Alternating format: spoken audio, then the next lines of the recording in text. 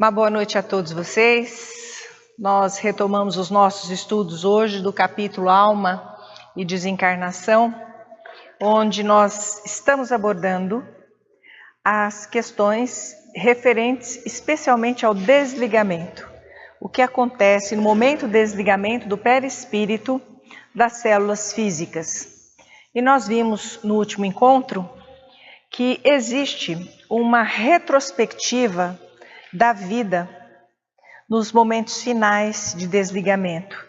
E essa retrospectiva faz com que a gente relembre detalhadamente todas as vivências que nós passamos, positivas e negativas, mas especialmente as negativas acabam nos vinculando muitas vezes ao sentimento de culpa, e isso promove uma alteração perispiritual. Assim nós traçamos, já no momento do nosso desencarne, o nosso corpo futuro, pelas culpas que trazemos. Então, quanto antes nos livrarmos das culpas e das nossas dificuldades, melhor, não? E hoje nós continuamos então na revisão das experiências. De liberação a liberação, na ocorrência da morte, a criatura começa a familiarizar-se com a esfera extrafísica. Então nós vimos neste capítulo, porém no outro encontro, nós vimos que o selvagem, o mais primitivo, quando ele desencarnava, mais afeito às coisas do mundo e aos núcleos familiares, quando chegava no plano espiritual, considerava esse plano como algo assim assustador. E o maior anseio desse selvagem era retornar ao seio familiar o mais breve possível, ansiando por uma nova reencarnação. Porque o plano espiritual era um lugar muito desconhecido e, consequentemente, desconfortante para ele. E assim André Luiz coloca que quanto mais desencarnarmos, melhor é, mais familiarizados vamos ficando com o plano espiritual. Assim como recapitula nos primeiros dias da existência intrauterina, no processo reencarnatório, todos os lances de uma evolução filogenética. O que é a evolução filogenética? É a evolução desde a formação do primeiro ser. Então nós comentamos isso também, que nós retratamos no embrião humano todos os bichos da escala evolutiva quando estão se desenvolvendo. Então tem momentos que o nosso feto se assemelha ao feto de uma ave, ao feto de um lagarto, ao feto de um mamífero mais primitivo. Temos até cauda no feto, que vai desaparecendo à medida que o feto vai se desenvolvendo e nós até formar com características humanas já nos meses mais tardios, a partir do terceiro e quarto mês de gestação. Então, a consciência examina em retrospecto diminuto ou de longas horas, ao integrar-se definitivamente no seu corpo sutil, pela histogênese espiritual. O que é histogênese? Só relembrando o termo, é a gênese de tecido. Neste caso não é mais o tecido do corpo físico, que na realidade sofreu estólise, a quebra, a destruição, mas a estólise do corpo físico permite a histogênese do corpo espiritual, ou seja, a destruição do corpo físico permite a libertação e vamos dizer assim, a moldagem desse corpo espiritual. Então, pela histogênese espiritual, durante o coma ou a cadaverização do veículo físico, todos os acontecimentos da própria vida, nos prodígios de memória a que se referem os desencarnados, quando descrevem para os homens a grande passagem para o sepulcro. Então, esse rememorar, não necessariamente ele precisa acontecer quando acabou de desencarnar e já estamos entrando num processo de cadaverização. Porque à medida que o coração para e a circulação sanguínea cessa, não há mais a respiração para manter a atividade metabólica, toda a energia que gastamos no último suspiro já não é mais recomposta. Então, aí nós já entramos num processo de degradação, porque as células não suportam ficar sem essa energia. Então, assim que desligaram os principais sistemas, a degradação corporal começa-se inicialmente. Especialmente quando os estágios corporais são avançados na idade. Então, às vezes, quando o indivíduo está no processo de coma, nas fases finais, ele já começa a se desprender do plano físico e fazer essa rememoração sem ainda que os órgãos estivessem completamente parados. É o que dá para entender por esse texto de André Luiz. Nos prodígios de memória, que se refere aos desencarnados, quando descrevem aos homens a grande passagem para o sepulcro. É que a mente, no limiar da recomposição do seu próprio veículo, seja no renascimento biológico ou na desencarnação, revisa automaticamente, de modo rápido, todas as experiências por ela própria vividas, imprimindo magneticamente às células que se desdobrarão em muitas unidades físicas e psicossomáticas, no corpo físico e no corpo espiritual, as diretrizes a que estarão sujeitas dentro de um novo ciclo de evolução em que ingressam. Acrescente lembrar ainda, como nota confirmativa de nossas asserções, que esporadicamente encarnados, saídos, ilesos de grandes perigos, como acidentes e suicídios frustrados, relatam semelhante fenômeno de revisão das próprias experiências, também chamado visão panorâmica e síntese mental. Lei de causa e efeito.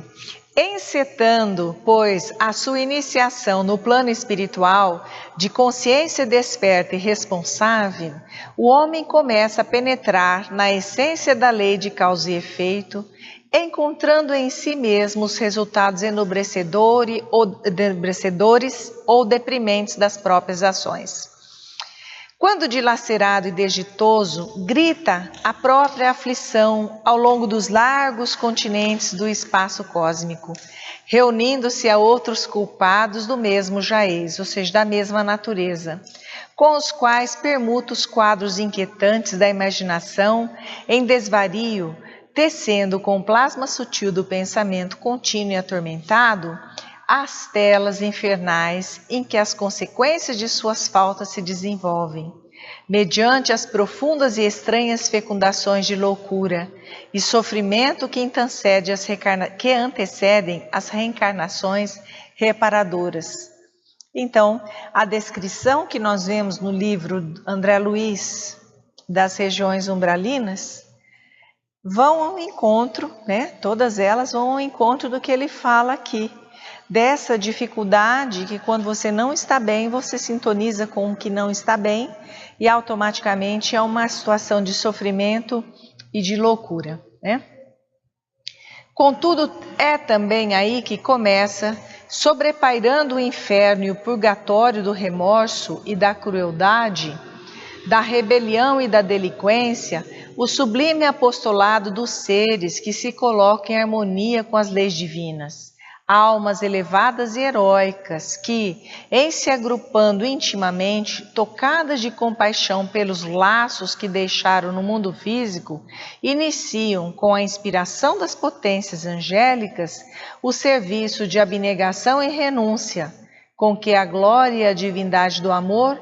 edificam o império do sumo bem, no chamado céu, de onde verte mais ampla luz sobre a noite dos homens. Então, na realidade, o inferno, ele nada mais é do que uma projeção interior de várias criaturas que projetam o mesmo sentimento e essa, vamos dizer assim, agremiação de coisas ruins acaba criando uma região mental onde o indivíduo, no fundo, expia as suas culpas.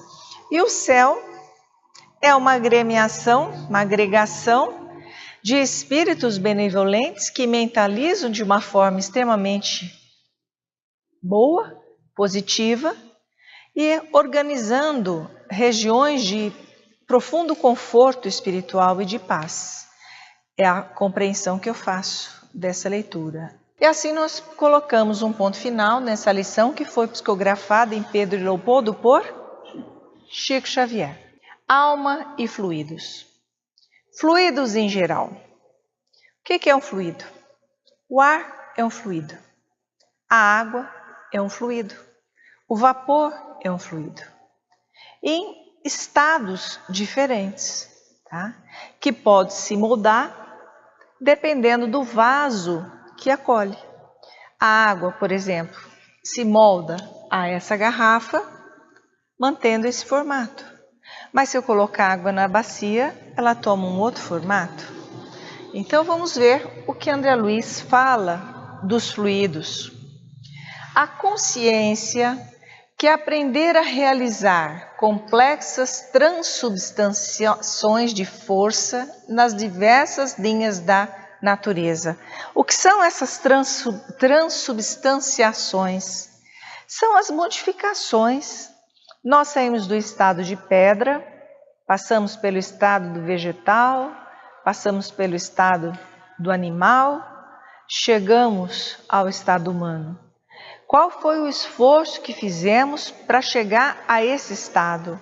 E o quanto ainda nos falta fazer para chegar ao estado mais próximo da perfeição que é possível ao ser humano? Mais ou menos, para sermos anjos, mais ou menos a distância que tem o homem do macaco. Muita coisa falta fazer ainda. No entanto, já caminhamos bastante, tá? Fomos aproveitando cada uma das vidas e as lições que a natureza foi nos oferecendo. Em se adaptando aos continentes na esfera extrafísica, passa a manobrar com os fenômenos de meditação e reflexão, de que o pensamento é a base fundamental. Então, no momento que surgiu a palavra, que nós estudamos em um dos capítulos, nós vimos que a responsabilidade chegou. Aprendemos a nos comunicar. E à medida que a responsabilidade chegou, o pensamento começou a tomar forma e uma diretriz melhor. E aí nós começamos a evoluir mais. Só que à medida que o pensamento se desenvolve, a responsabilidade também. E nós passamos a filosofar, a pensar um pouco mais, a meditar. No começo, a filosofia era baseada em mitos, para explicar os fenômenos da natureza. Então existia Zeus, o Deus que mandava a trovoada para a terra, a culpa e os desastres naturais. Então os deuses mitológicos no pensamento grego, eles coordenavam essa reflexão. Depois a gente passou por outras fases da filosofia, em que o catolicismo e o cristianismo conformava o pensamento filosófico, meditativo, aos dogmas da igreja. E quem não concordasse era decapitado, sacrificado, torturado. A gente vê em alguns filmes que retratam de uma forma artística parte dessas épocas e as torturas que eles colocavam o sujeito, pelo amor de Deus, que invenção era aquilo, né? Dos meios de torturar. Depois o pensamento foi evoluindo. E aí a comprovação da ciência foi sendo exigida à medida que o pensamento foi se tornando iluminado, o iluminismo surge. Então, a meditação começa a acompanhar a evolução dos corpos e a evolução do espírito. Tá? Então, esse pensamento vai ser a base fundamental de tudo e sofre modificações ao longo do tempo. Então, definimos o fluido dessa ou daquela procedência como sendo um corpo cujas moléculas cedem invariavelmente à pressão. Está aqui. Aqui dentro eu tenho um corpo que é fluídico e à medida que eu aperto, a água sobe. Se eu solto, a água desce. Eu faço uma pressão, eu mudo esse fluido. E nós temos condições de pressionar os nossos fluidos. Vamos ver de que forma. Movendo-se entre si, quando retidas por um agente de contenção, ou separando-se quando entregue a si mesmas. Por exemplo, nós temos essa figura da água, agrupadas seacumílidas na mão. Mas aquelas gotas que escapam na mão, e quase vocês não estão percebendo, porque a referência está logo em cima da gota, aquela que escapa a pressão, ela corre por si. E onde ela cair, ela vai se espalhar.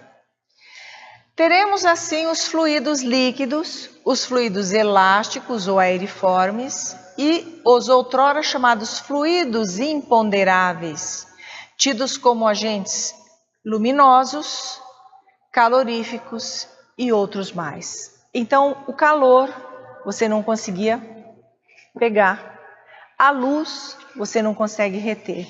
Por mais que eu consigo tentar pegar a luz, eu não consigo segurar, porque é o que nós chamamos de fluido imponderável, é aquele que você não consegue pegar, mas está aí, né?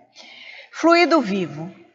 No plano espiritual, o homem desencarnado vai lidar mais diretamente com o fluido vivo e multiforme, estuante e inestancável, a nascer-lhe da própria alma, de vez que podemos defini-lo, até certo ponto, por subproduto do fluido cósmico, absorvido pela mente humana, em processo vitalício, semelhante à respiração, pelo qual a criatura assimila a força emanante do Criador, esparsa em todo o cosmos, transubstanciando-a sobre a própria responsabilidade para influenciar na criação a partir de si mesmo. Esse fluido é o seu próprio pensamento contínuo, gerando potenciais energéticos com que não havia sonhado. De certo que na esfera nova de ação, a que se vê arrebatado pela morte, encontra a matéria conhecida no mundo em nova escala vibratória. Elementos atômicos mais complicados e sutis, aquém do hidrogênio e além do urânio, em forma diversa, veja, e aí eu coloquei o hidrogênio.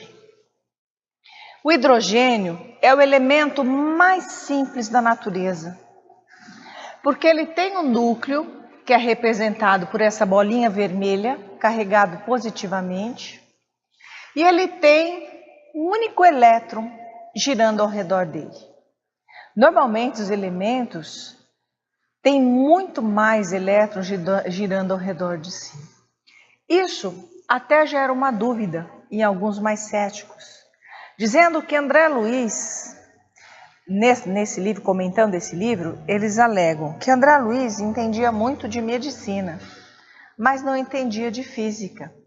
E eles duvidam dessa expressão que ele utiliza, aquém do hidrogênio, ou seja, abaixo do hidrogênio. Porque se considera, na classificação dos elementos atuais hoje, que o elemento mais simples que existe é o hidrogênio e que abaixo dele não teria nada, que talvez fosse um erro do livro isso. Não que André Luiz não tivesse razão no que falava, mas que o livro seja uma farsa, mas que ele não entendia completamente dos fenômenos químicos. E isso pode ter sido um posicionamento dele. E tem algumas obras que ele usa dizendo que ele, devido não ter o conhecimento profundo de tal assunto, que ele se utiliza de trabalhos publicados pela ciência. André Luiz assume esse posicionamento. E quando ele se utiliza desses trabalhos, se você vê a expressão que ele coloca nessas obras e compara com o que foi o trabalho publicado na ciência, é exatamente igual. Mas ele deixa claro, não quero levantar celeuma, mas no assunto que eu não entendo, eu vou usar de outros colaboradores para construir o conhecimento, porque isso, na realidade, é ciência. Então, ele está dizendo aqui que tem outros elementos que não foram descobertos, especialmente no plano espiritual. Quer dizer, ele já faz a apresentação desses elementos atômicos mais complicados e sutis, porque nós estamos falando dos fluidos do plano espiritual, do espírito que desencarnou, tá certo?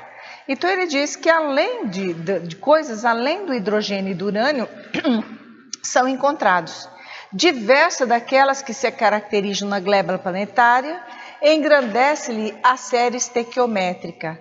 Quer dizer, a série estequiogenética, né? Estequiogenética. O que é uma estequiogenética? É difícil achar esse termo, né, no Google, quando a gente procura.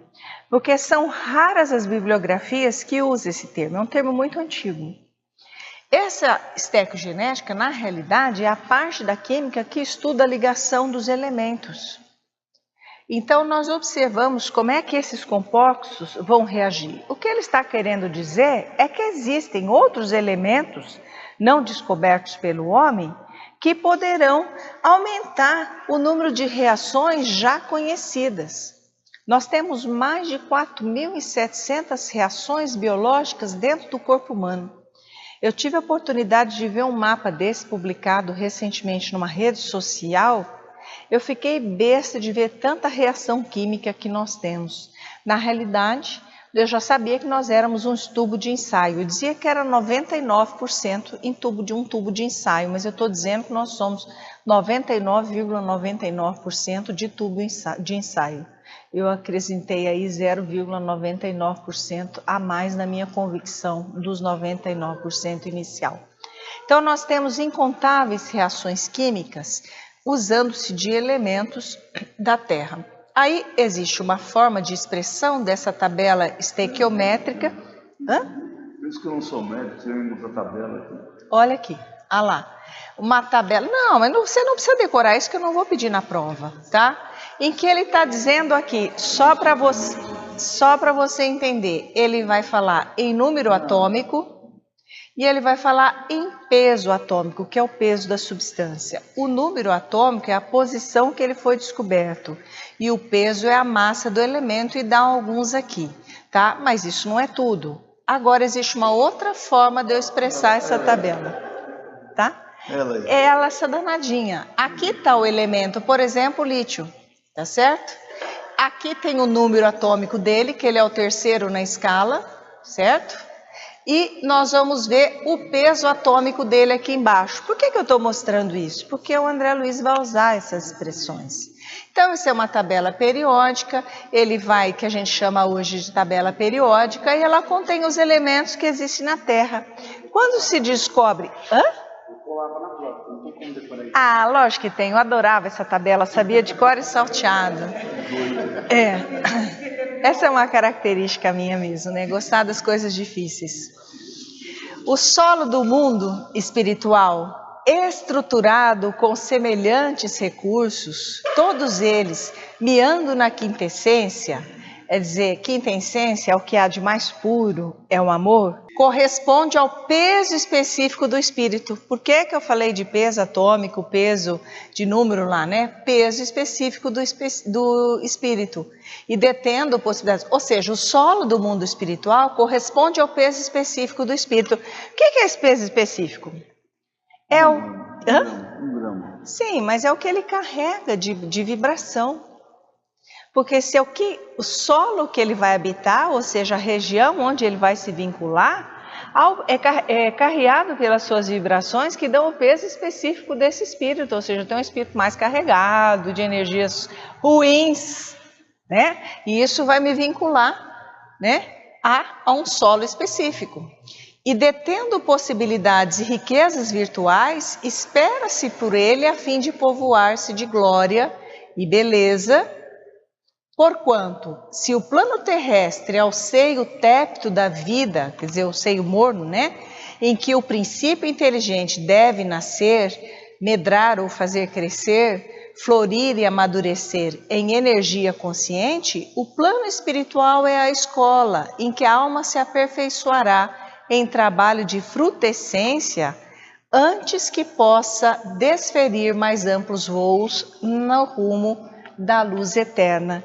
Então, até mesmo estando vinculados às zonas purgatoriais, nós estamos evoluindo. Até mesmo vinculados às zonas trevosas, nós estamos evoluindo. Então, a evolução é um processo contínuo. O espírito não retroage, né? A vida na espiritualidade. Na moradia de continuidade para a qual se transfere, encontra, pois, o homem as mesmas leis de gravitação que controlam a Terra, com os dias e as noites marcando a conta do tempo, embora os rigores das estações estejam suprimidos pelos fatores de ambiente que asseguram a harmonia da natureza, estabelecendo o clima quase constante e uniforme, como se os equinócios e solstícios, equinócio, dias e noites do mesmo tamanho, solstícios, quer dizer, vão indicar, tanto equinócios quanto solstícios vão indicar a marca do início das estações. Então nós temos 2 solstícios, solstícios de verão, solstício de inverno, 2 equinócios, tá? O equinócio de primavera e o equinócio de outono. Então há dias que as noites são iguais aos dias, por exemplo, 21 de março, a duração da noite foi exatamente, de luz, foi exatamente igual à duração da escuridão, e 21 de junho, a escuridão vai durar muito mais do que o dia, então é a noite mais longa. 21 de dezembro, nós temos o dia mais claro e a noite mais curta. Então são expressões que indicam a marca das estações. E o André Luiz está querendo nos falar que não existe essa divisão sazonal das estações no plano espiritual e que o clima é ameno, se você estiver com boas vibrações, porque se não estiver com as boas vibrações, o clima pode ser infernal. E diferentemente do que a gente imagina que o inferno é quente, o gelo também não deixa de ser infernal. Cada um vai construir aquilo que vai dentro de si, né? Então, equinócios e solstícios entrelaçassem as próprias forças, retificando automaticamente os excessos de influenciação com que se divide. Então, não teria nem tanta luz, nem tanto sol, e os dias seriam mais ou menos meio a meio. Plantas e animais domesticados pela inteligência humana durante milênios podem ser aí aclimatados e aprimorados por determinados períodos de existência, ao fim dos quais regressam aos seus núcleos de origem no solo terrestre, para que avancem na romagem evolutiva, compensados com valiosas aquisições de acrisolamento, aperfeiçoamento. Então eu acredito que seja plantas e animais domesticados pela inteligência humana desencarnada. Por quê? Porque por determinados períodos de existência, de onde ele está tratando do plano espiritual, nessas regiões, nesse solo, tá certo? Lá, ao final dos quais regressam aos seus núcleos de origem terrestre. Então, eles estão falando dessa domesticação no plano espiritual, que retomando ao solo terrestre, avançam na romagem evolutiva, compensados com valiosas aquisições de aperfeiçoamento. Pode ser até mudança genética, né? Então, plantas, para seguir na escala, plantas e animais que são domesticados no plano espiritual quando estão fora do globo terrestre. Lá permanecem um determinado tempo, recebendo um aperfeiçoamento, e quando retomam a face da Terra, estão mais evoluídos. Pelos quais auxiliam a flora e a fauna habituais à Terra com os benefícios das chamadas mutações espontâneas.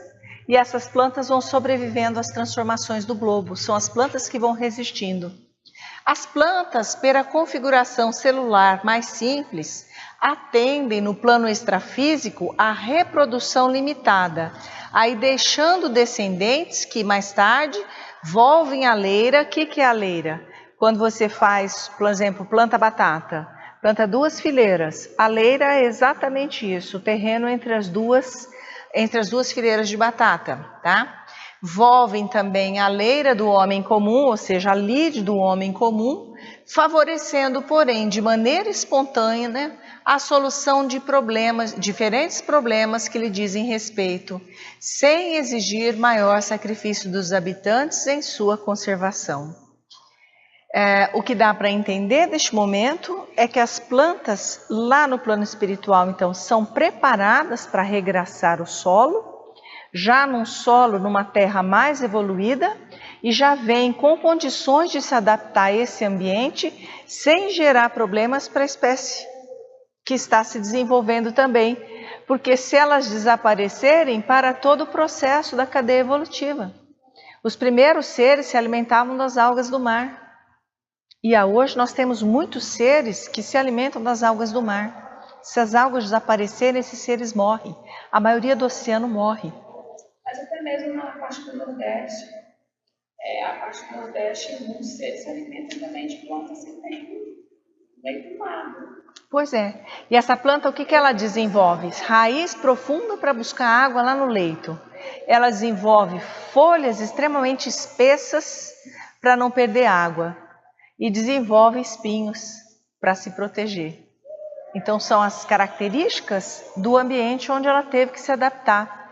E ela brota naquele local e ela mantém as espécies que ali estão vigentes. Excelente o seu exemplo, Shelley. Pois é, então eu acho que esse também é um processo evolutivo. O que é importante é saber que todo mundo vai estagiar no plano espiritual, tudo vai estagiar lá por um tempo, né? Ao longo dessas vastíssimas regiões de matéria sutil que circundam o corpo ciclópico do planeta, quer dizer, esse corpo ciclópico, ciclopes significa olho redondo. Ciclopes, se vocês lembram daquela fábula, eram gigantes que tinham um olho no meio da terra, da testa, então estruturas disformes. Também ciclopes pode se referir a um tipo de construção em que as pedras são colocadas aleatoriamente, sem argamassa entre elas, uma coisa também disforme. Mas quando ele fala corpo ciclópico, significa também o aspecto redondo da Terra, tá? Do planeta, com extensas zonas cavitárias sobre as linhas que lhe demarcam o início de aproveitamento. Ou seja, há buracos, há espaços, né, na Terra, qual se observa na própria crosta, a estender-se da superfície continental até o leito dos oceanos. Começam as povoações felizes e menos felizes, tanto quanto as aglomerações infernais de criaturas desencarnadas, que, por temerem as formações dos próprios pensamentos, se refugiam nas sombras, receando ou detestando a presença da luz. Então, nessas profundezas, as criaturas acabam se refugiando para fugir à luz, inclusive física, né?